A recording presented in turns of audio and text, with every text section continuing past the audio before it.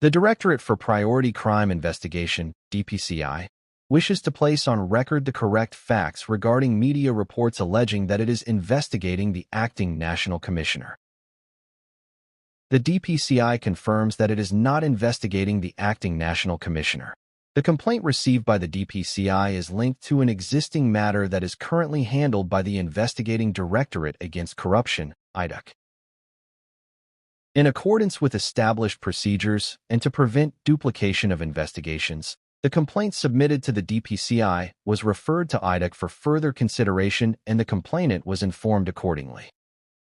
The referral of the complaint does not constitute the registration of a criminal case or the initiation of a criminal investigation by the DPCI. It was merely referred to the IDAC because of the existing investigation. Any inquiries regarding the processing of the complaint should be directed to the HAWKS. July 2026. Public Interest SA notes and welcomes the media statement issued today by the Directorate for Priority Crime Investigation, DPCI, which clarifies the status of the complaint submitted by our organization. The DPCI has correctly stated that it is not investigating the acting National Commissioner and that the complaint lodged by Public Interest SA has been referred to the Investigating Directorate Against Corruption, HAWKS, because it relates to an existing investigation already being conducted by that directorate. This position is consistent with the correspondence received by Public Interest SA from the DPCI, which explained that registering a separate investigation would unnecessarily duplicate an existing process and that our complaint would accordingly be forwarded to HAWKS for consideration as part of that investigation. Public Interest SA accepts this explanation and supports the principle of avoiding unnecessary duplication of investigations and the inefficient use of public resources.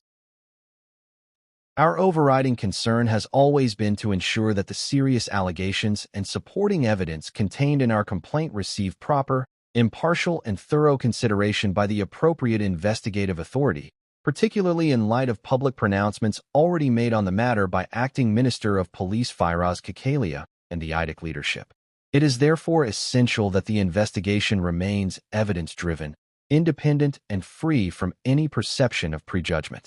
Following confirmation that the referral to HAWKS was effected on Friday, Public Interest SA has requested the particulars of that referral, including the name and designation of the HAWKS official to whom the complaint was referred, the date of the referral, the applicable HAWKS reference number, and the appropriate HAWKS contact person for future correspondence.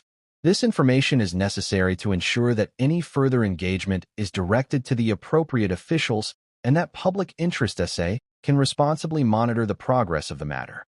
The DPCI's clarification should also dispel any misunderstanding that the referral of our complaint constituted the registration of a new criminal case or a separate investigation by the DPCI. The referral simply ensures that the information and evidence submitted by Public Interest SA may be considered within the scope of an existing HAWKS investigation. We remain committed to supporting lawful, independent, and professional investigations.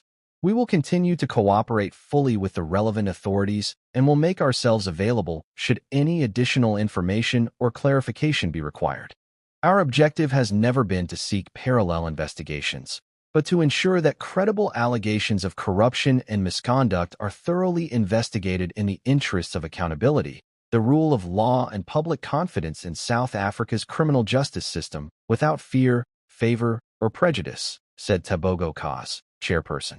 This is what they said on the statement they released after they opened the case with DPCI. The complaint centers on the controversial 360 million rand SAPS Medicare 24/20 contract. Although the contract was later canceled over procurement irregularities, about 48 million rand had already been paid to the service provider. Public Interest SA argues that, as SAP's chief financial officer at the time, Dean Payne had statutory responsibility for financial management, internal controls, and risk oversight.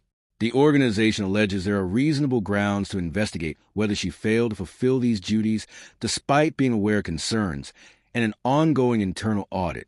The complaint relies on Dean Payne's sworn testimony before Parliament's ad hoc committee and requests the HAWKS to investigate potential breaches of several sections of the PFMA, obtain financial records, audit reports and system authorization logs, and determine whether criminal offenses were committed. Public interest essays stress that lodging complaint is not a finding of guilt, but a request for an independent investigation. It also questioned why Dimpian has not been charged, despite 16 other accused, including suspended National Commissioner General Fanny Mazamola and other senior SAPS officers already facing prosecution over the Medicare 24 contract. The organization said the complaint is aimed at ensuring accountability, protecting public funds, and upholding the rule of law, while urging the HAWKS to investigate the matter without fear, favor, or prejudice. It added that further charges could be laid should additional evidence emerge. You approved, I'm assuming, because I can't find the documents, or maybe let me ask it like this. What is the delegation, what is the amount, the delegation that you have for approvals of payments? Who would have paid the money that was paid to Mr. Matlala's company? Who would have approved that? As I indicated, we have a national policy that regulates the payment of suppliers in the CFO. department. Were you the one who approved it? No. Who would have approved it? The end user? No, the payment. The end user gives you the certificates and says this issue is ready. As I indicated, the system and the policy indicates which process starts where. My office's process is the final leg where we release money into the bank account. There are officials that are delegated to do that. It is not done by the CFO, but it is officials within my office. So who would have released this particular payment? I mean, I'm sure you would have found out by now.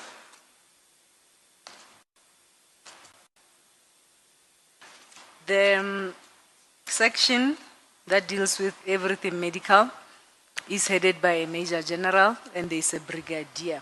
The final payments are released by the Brigadier who is in that space that works in my office.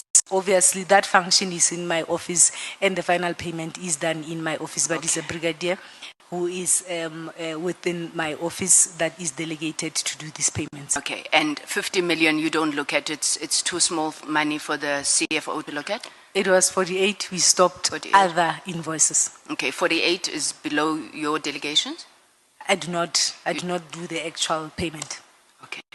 Now, when this Brigadier and the General received this request for a payment of 48 million, outside of the fact that the end user would have certified that they've received the service, and I'm asking you this, CFO, please don't think we're here to get you. We're not trying to get anybody. We're trying to understand what are the systemic and perhaps governance failures that exist in the system, right? So when they get this certification from the user, are there any probity checks? Is there any due diligence that's done in your office now, or do they just press the button and the money goes? Are you our last line of defense or a post box? There would be those that will verify, will then, the segregation of duties will capture and then finally approve in this particular regard. As I indicated, Chair, there are sufficient safeguards within the system, within the policy. You would understand that procurement takes place across the country. So there are sufficient safeguards. And when you look at this graph on the determination test report, the investigator even went into that particular field and interviewed those brigadiers, and he came to a conclusion that in terms of the financial space, there are sufficient safeguards. This particular issue was an issue of an irregular contract that was issued in contravention with supply chain processes.